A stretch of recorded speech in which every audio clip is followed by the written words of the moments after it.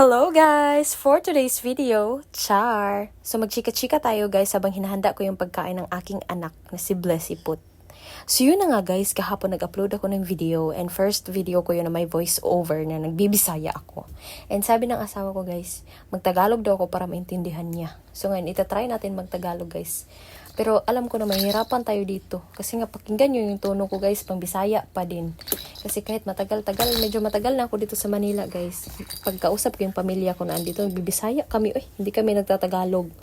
So yun na nga guys, yung video na yun, umabot siya ng halos 1,000 views.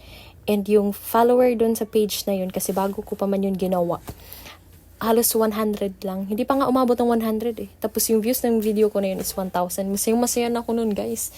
Kasi biruin mo yun, umabot ng 1,000. Ay, hindi pa umabot ng 1,000 pala.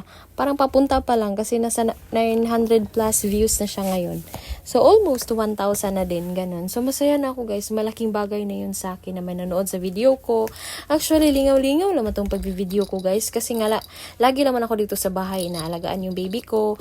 Nanonood ng reels ng iba. Nakikichismis. So, imbis na manonood ako ng reels na iba, why not gumawa ako ng sarili kong content? At mag-video na din, 'di ba? Pero hindi ko ipapakita yung mukha ko, guys, kaya nahihiya ako. Nawala na yung confidence ko simula nung nanganak ako, hindi pa bumalik, ewan ko kung saan pumunta.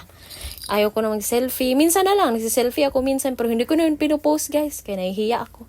Malaki pa rin kasi yung ilong ko, hindi ko alam. Hindi naman siya malaki, parang feeling ko lang malaki. Ba't ko ba sinishare to? So yun na nga, guys. Sa mga nagagalit dyan na vlogger na daw lahat ng mga tao, huwag kayong magalit guys, kaya hindi man kayo ang magpapasahod. Si Facebook man. Ba't kayo magagalit? Tsaka magpapasalamat na lang kayo na yung mga tao nagpa-vlog imbis na mag-adik-adik. Diba? Diba ang ingay ni Blessy dito, naglalaro siya. Ang hirap talaga mag-voice over guys, lalo pag magtagalog. Mahirapan talaga tayo. Pero okay lang.